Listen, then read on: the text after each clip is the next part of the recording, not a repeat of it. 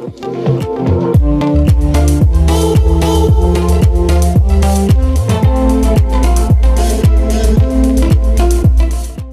んにちは、大川祐介です。今回は、僕が普段どのようにして編集をしているかの流れをご説明したいと思います。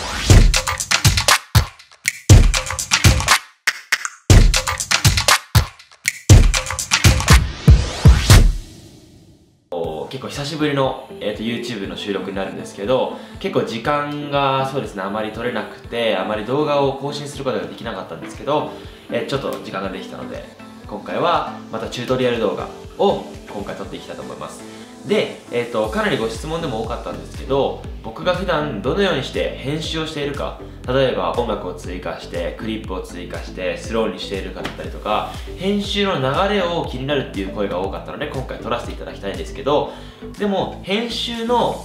クリップのつなげだけじゃなくて、とても重要なのってプロジェクトファイルを開く段階がすごく大事で、例えばその保存方法、新規プロジェクトファイルをどこのファイルに保存するかだったりとか、それがしっかりまとまっていることによって編集のしやすさも変わってくるので、今回はそれもまとめて編集の流れということで、僕がご説明していきたいと思います。で、今回はちゃんと PC の画面にてご説明したいと思います。はい、それでは編集の流れを、ご説明したいと思います。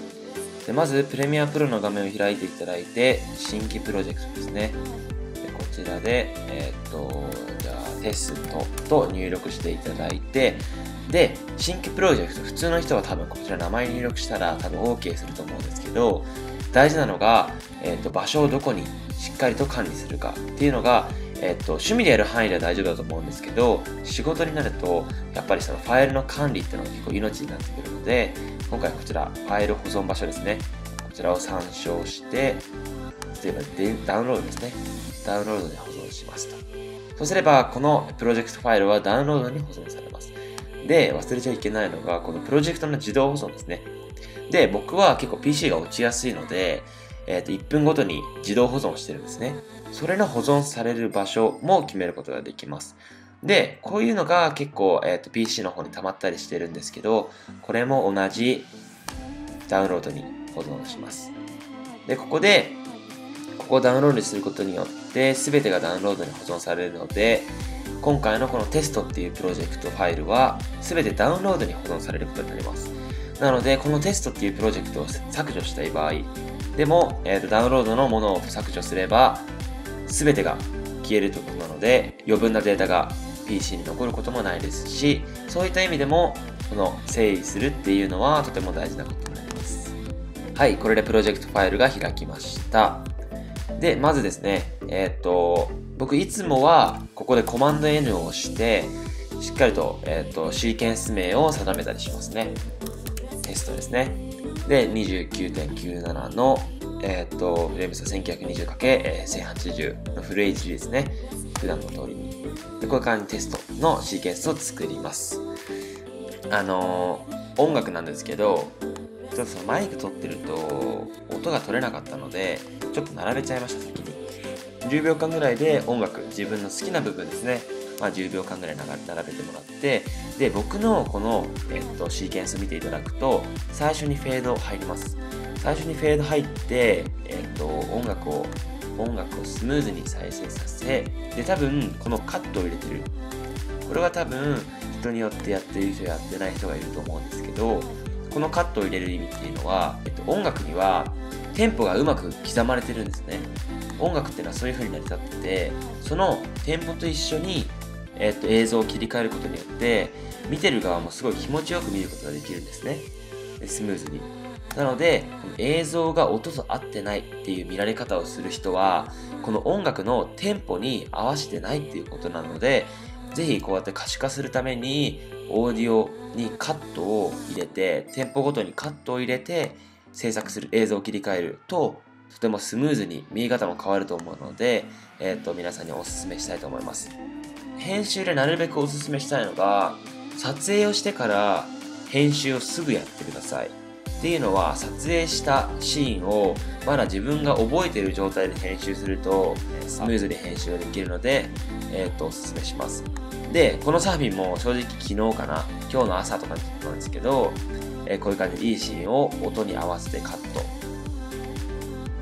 ね。で、ドローンのシーン、カット入れたりとか、ドローンのシーンの後、ドローンって結構引きのシーンが多いので、この後にちょっと地上の絵をはめ込んだりっていう、こういう流れですね。とてもシンプルなんですけど、音に合わせて映像のカット、引き寄り、ドローンなどをうまくごちゃ混ぜしてます。で、僕、この調整レイヤーを必ず入れてるんですね。調整レイヤーってなんか本当に透明みたいな意味なので、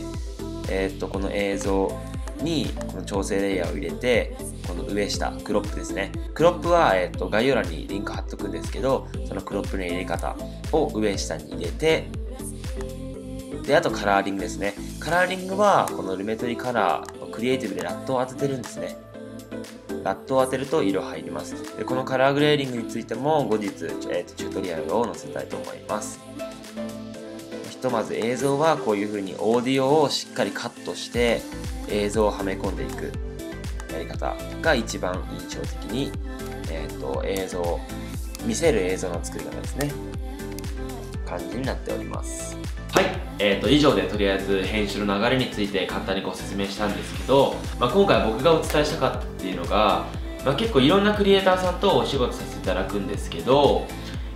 まずプロジェクトのファイルをどれだけ整理されてるかだったりとか、データ管理がしっかりされているかって結構その編集スピードとかにかなり関わってくるので、それも込みで、今回は動画編集をこれから始めていきたいっていう人向けにご説明しました。僕もいろんなクリエイターさんに結構 DM とかメッセージとかいただいてるんですけど、やっぱりどのようにして編集がどんどん上手くなっていくかっていうと、やっぱり自分が好きで毎日その編集ソフトだったりカメラとかを触ってる必要があると思うんですね。僕も以前その映像を始めた時っていうのはやっぱり動画を撮りたいからみんなで友達連れてサーフィン行ったりとか、結構そういう風にアクティブに動いて動画を撮って、で音楽もつけて編集っていうことを繰り返してて、こういう風に仕事につながったので、他の人よりもカメラに触れ合う時間を長くすることによって、技術もどんどん上がってくると思うので、ぜひ参考にしてみてください。で、僕も、その人たちの、動画を始めたいっていう人たちのサポートになるように、これから動画もどんどん撮っていきたいと思ってるので、引き続きよろしくお願いします。以上でチュートリアル動画が終わります。本日もどうもありがとうございました。